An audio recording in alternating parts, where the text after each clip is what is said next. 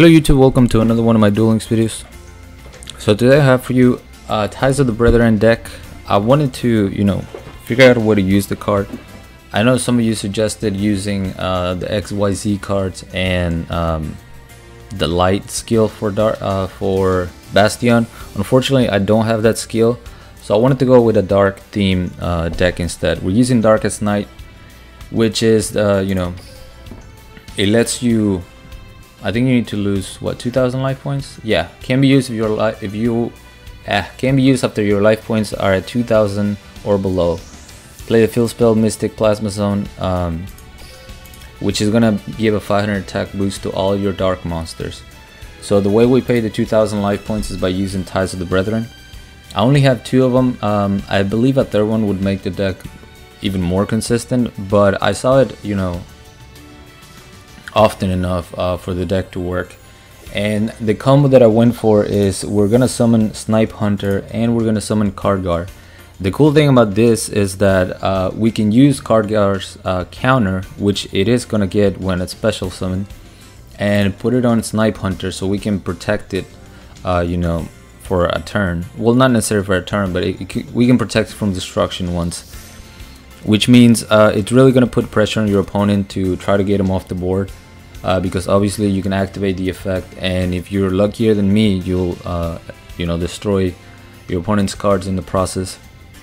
That's why we're running 3 Snipe Hunters, 3 Khadgars. I know the deck is very expensive, so I do realize that, and I needed some other level 4-star Fiend monsters.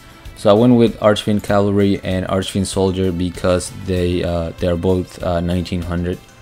Went with 2 and 2, so I would have more monsters with different names in order to activate the skill.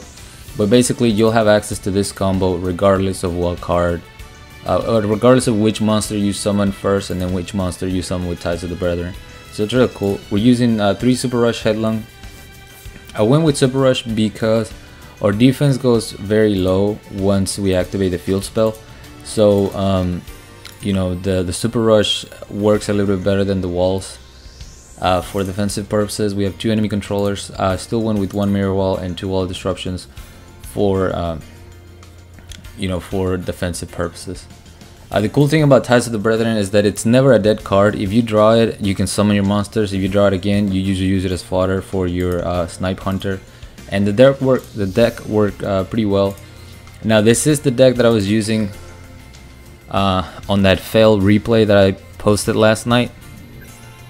So depending on how good your RNG is, this deck will work better for some people as it would for other.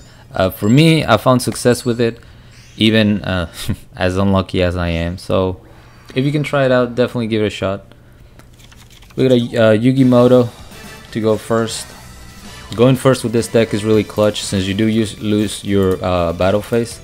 So if you're going first, you're not really losing any kind of advantage. I go for the combo like I mentioned. Put the Khadgar counter on the Snipe Hunter so I can protect him from destruction. Activate my field spell. We see the Black Brachios.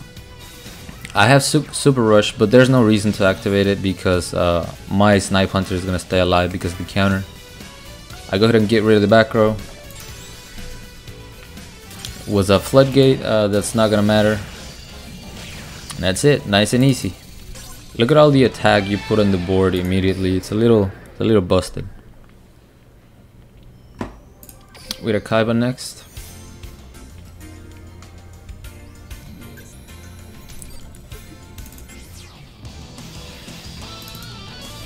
And by the way, I did lose a lot of games in the same fashion as in that fail video. A lot of you are surprised by my bad luck, and believe it or not, that happened to me probably 3 or 4 more times this morning, where I would just miss 3 out of 4 effects. So that's just how it goes for me in the Yu-Gi-Oh, man.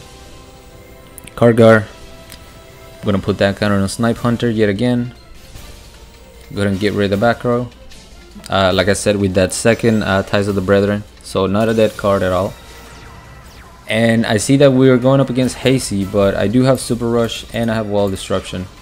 Unfortunately for us, he does have the Gyoku, which is gonna pin down the Wall of Disruption, but we still have the Super Rush.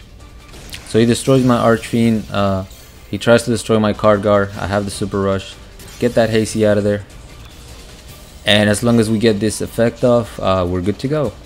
There we go. We get a 5. Nice and easy, my boys.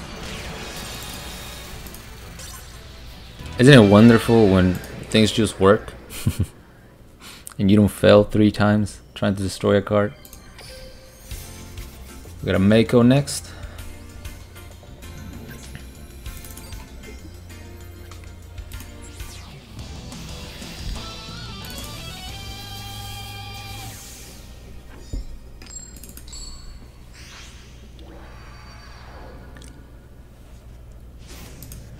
They're using balance with an extra deck, so I assume this was going to be Gladiator Beast right away. I can't remember, that's what it was actually. Same combo, Ties of the Brethren. Put the counter on the Snipe Hunter to protect them. Activate the field spell. A Legendary Ocean. So luckily for us, my boy bricked over here. But check this out. We roll a 6. 2 back row, man. 2 back row and we have 3 cards. We roll a 6. Then we roll a 1. And I'm like, you know what? That card does not want to be destroyed and he's not trying to chain it. So let me just try to destroy the other one. Finally get a 4. Destroy the Floodgate. Turns out that card was not activatable. So I don't know what it was. Probably another Floodgate. And we get the nice and easy win. The cool thing, I did have a duel against C Stealth Attack, and I put up a good fight. I ended up losing, unfortunately, because I didn't see my Snipe Hunter soon enough. But the cool thing is that you can, one way to play around, quote unquote, play around the C Stealth Attack is that if you have something that can protect your monster from that initial effect, like for example, I put a card guard counter on my Archfiend. He was able to attack through the Stealth Attack because of the card guard counter, and then I destroy the monsters. But unfortunately, he top decked 3 monsters in a row, and I never got my Snipe Hunter, so I ended up taking a sweet L on that one. But here we're going up against Bujins. Tribute to the Doom, very unfortunate, into a Yamato to destroy my enemy controller. So I'm able to protect my life points. But I do have a lot of pressure on me. You know, Yamato is such a strong card. He searches the Pablo and already has another Centipede in hand. So I was kind of salty at that. But we top deck the Ties of the Brethren. So we can at least go into or 3 monsters. Obviously I can't use Snipe Hunter because I have no cards in hand. But I can still use my card guard to protect them. And activate my field spell. Now this was pretty clutch because I had to, you know, he had to make a decision. Am I going to destroy the back row and keep all these big monsters on the field, or am I going to destroy this Mystic Plasma Zone so that I can actually get over some of these monsters? So he goes for the field spell, decides not to attack, instead he searches another Centipede. But that buys me a turn, which means I'm going to be able to draw a card and try to get rid of that Yamato. And because I destroyed him with the card effect, he can't activate the Pablo from hand, so he doesn't get another one. However, I can't get over this 1900 wall, so I have to rely on my Snipe Hunter. Roll a 6, there he goes. Turns out this was a DD warrior, so it would have been handy to destroy with my Snipe Hunter, but the RNG was like, nah man. Destroy the face down, which was the Bujin Pablo, so not in hand anymore. He ends up tribute summoning, and this is what I was talking about. Snipe Hunter puts so much pressure on your opponent that he had to decide. He was like, I need to get this Snipe Hunter off the board, or he's just gonna keep, you know, sniping away my cards. So he's forced to attack into my back row, which happens to be a mirror wall, and then he just scoops.